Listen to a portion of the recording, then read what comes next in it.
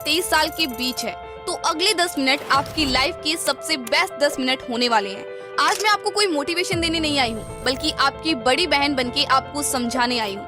आपके साथ शेयर करने आई हूँ वो 10 एडवाइसेस जो मैं अपने यंगर सेल्फ को देना चाहती हूँ। पर अफसोस, ना तो मेरे पास टाइम मशीन है और ना ही मैं अपना पास्ट बदल सकती हूँ। लेकिन अगर आप मुझे अपनी बड़ी बहन मानते हो तो ये मेरा फर्ज बनता है कि मैं वो सब आपसे शेयर करूं, ताकि आप मेरी गलतियां रिपीट ना करो और आपको वो स्ट्रगल और पेन फेस ना करने पड़े जो मैंने किए। तो अभी अपनी एज कमेंट सेक्शन में लिखो and state this video in full screen और प्रॉमिस करो कि वीडियो का एक भी पार्ट मिस नहीं करोगे। So let's begin. केवल किताबें मत पढ़ो, जिंदगी को भी पढ़ो। Never get into a comfort zone at this age. Number 1, ignore what everyone your age is doing. School के टाइम पे मेरी एज की सारी गर्ल्स के पास, मेरे फ्रेंड्स के पास इंस्टाग्राम अकाउंट्स थे। वो रील्स बनाना जानती थी, सारे ट्रेंड्स फॉलो करती थी, काफी अच्छा मेकअप कर लेती थी। अब मुझे तो ना मेकअप करना आता था और ना ही रील बनाना। इवन उस टाइम तक तो मुझे पता तक नहीं था कि ये रील होती क्या है। एक बार मेरी फ्रेंड ने पूछा, तेरी इंस्टा आईडी क्या है? एंड आई वाज लाइक, क्योंकि मुझे इन सब में खास इंटरेस्ट था ही नहीं। But I felt so much pressure to follow what other people were doing. मैं सोचती थी कि शायद जो वो कर रही है वो कूल है और मुझे भी उनके जैसा बनना चाहिए। बट एक चीज समझने में मुझे काफी टाइम लगा कि सबके इंटरेस्ट, गोल और प्रायोरिटीज अलग होते हैं और जरूरी नहीं है कि जो सब कर रहे हैं वो मुझे भी करना है। अगर मैं किसी चीज में जेन्युइनली इंटरेस्टेड नहीं हूँ तो बस ब्लाइंडली उसे फॉलो करना मुझे खुश तो नहीं करेगा ना। फिर स्कूल खत्म हुआ, कॉलेज आया, सब लोग अपने रास्ते पे थे। कोई कॉम्पिटिटिव एग्जाम की तैयारी कर रहा था तो कोई थोड़ी बहुत सैलरी पे छोटी मोटी जॉब कर रहा था। मुझे लगता था कि यार सब कुछ न कुछ कर रहे हैं, कमा रहे हैं, और मैं क्या कर रही थी? एक YouTube चैनल पे काम कर रही थी जो अभी तक मोनेटाइज भी नहीं हुआ था। ये सोच सोच के मैं अंदर ही अंदर डीमोटिवेट फील कर रही थी। फिर भी 1.5 से 2 साल तक मैंने काम किया बिना किसी रिजल्ट के। बहुत प्रॉब्लम आई, बहुत स्ट्रगल किया, बहुत बार लगा कि छोड़ो सब, वही करो जो बाकी सब कर रहे हैं। पर दिल के एक कोने में फेथ था कि मैं कर सकती हूँ।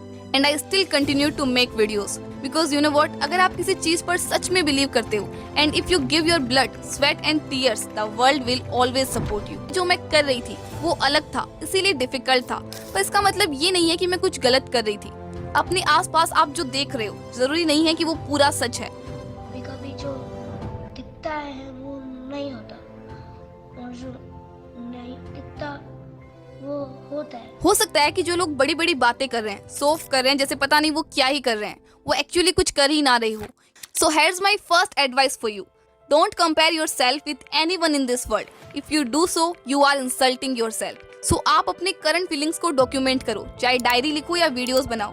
2-3 साल बाद जब आप उन्हें देखोगे तो खुद पे हंसोगे कि मैं इस बात के लिए टेंशन ले रही थी, और आप उससे कहीं आगे निकल चुके होंगे। नंबर 2, स्टार्ट मास्टरिंग ए वैल्यूएबल स्किल। मैक्सिमम लोग स्कूल और कॉलेज पास करते हैं बिना किसी ऐसी स्किल के जो उन्हें पैसा कमाने में हेल्प करे। क्यों? क्योंकि उन्हें लगता है कि टाइम नहीं है, अभी कैसे सीखें। लेकिन एक स्टडी के हिसाब से अगर आप किसी भी स्किल में 100 घंटे लगा दो, बस रोज के 20 मिनट, तो 1 साल बाद आप 95% लोगों से आगे निकल जाओगे। यहाँ प्रॉब्लम ये है कि मैक्सिमम लोग ऑल और नथिंग माइंडसेट लेके चलते हैं। 1 घंटा मेरे पास है नहीं और 20 मिनट से तो वैसे भी कुछ नहीं होने वाला। लेकिन अगर आप सिर्फ 20 मिनट डेली देना स्टार्ट करो तो फ्यूचर में आपको पैसा कमाने का एंडलेस ऑप्शन मिल सकता है। फिर आपको ये नहीं कहना पड़ेगा कि पैसा कैसे कमाएं। That's why एक वैल्यूएबल स्किल सीखना is one of the smartest investment you can make। Video editing, writing, graphic designing, ऐसे हजारों स्किल्स है जो आप फ्री में YouTube से सीख सकते हो। तो खुद से पूछो वो कौन सी स्किल है जो मैं सीखना चाहती हूँ, और खुद से कमिटमेंट करो कि मैं डेली 20 मिनट अपनी स्किल को मास्टर करने में इन्वेस्ट करूंगी। Number 3, stop worrying what others think of you. But wait, जब मैं बोलती हूँ don't care what others think, इसका मतलब ये नहीं है कि आप फॉर्मल मीटिंग में कैजुअल कपड़े पहन लो या नो पार्किंग एरिया में अपनी स्कूटी पार्क कर दो, क्योंकि हु केयर्स। बिल्कुल नहीं। मैं जो कहना चाहती हूँ वो ये है कि दूसरों के ओपिनियन से इतना भी मत डरो कि आप अपनी लाइफ को ही ठीक से ना जी पाओ। अब यहाँ सवाल ये है कि हमें किन लोगों की बातों की केयर करनी चाहिए और किन की नहीं। ये डिसाइड करते वक्त 3 सवाल पूछो। नंबर 1, वो इंसान आपकी लाइफ में कितना इम्पोर्टेंट है। Number 2, what is there intention, वो आपको जेन्युइनली हेल्प करना चाहता है या नीचा दिखाना। नंबर 3, क्या उस इंसान का उस चीज में एक्सपीरियंस है। एग्जाम्पल के लिए, अगर किसी को फैशन का 0 नॉलेज है और वो आपके कपड़ों पर और आप पर कमेंट करे कि आप बिल्कुल अच्छे नहीं दिख रहे, तो क्या आपको सीरियसली लेने की जरूरत है? नहीं ना। लेकिन अगर कोई फैशन एक्सपर्ट आपके कपड़ों के बारे में कुछ कहे तो मे भी उनकी बात आपको सुननी चाहिए, पर तभी जब वो आपकी अपनी वैल्यूज के साथ अलाइन हो।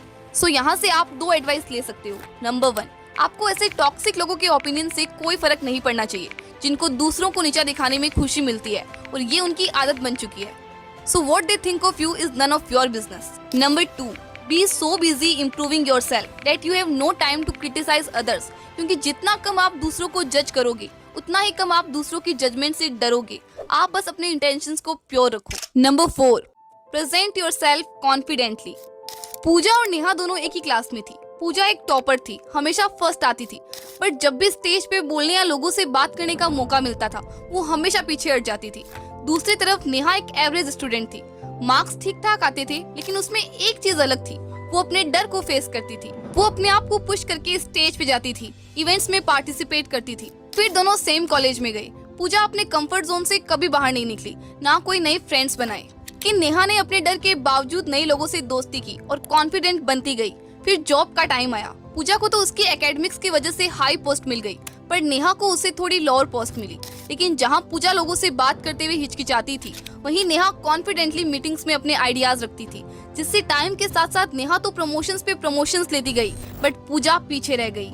ये कहानी सिर्फ जॉब तक लिमिटेड नहीं है, बल्कि लाइफ के हर एरिया में अगर आपको लोगों से बात करना और अपने आप को कॉन्फिडेंटली प्रेजेंट करना नहीं आता, तो आप चाहे कितने भी टैलेंटेड क्यों ना हो, पीछे रह जाओगे।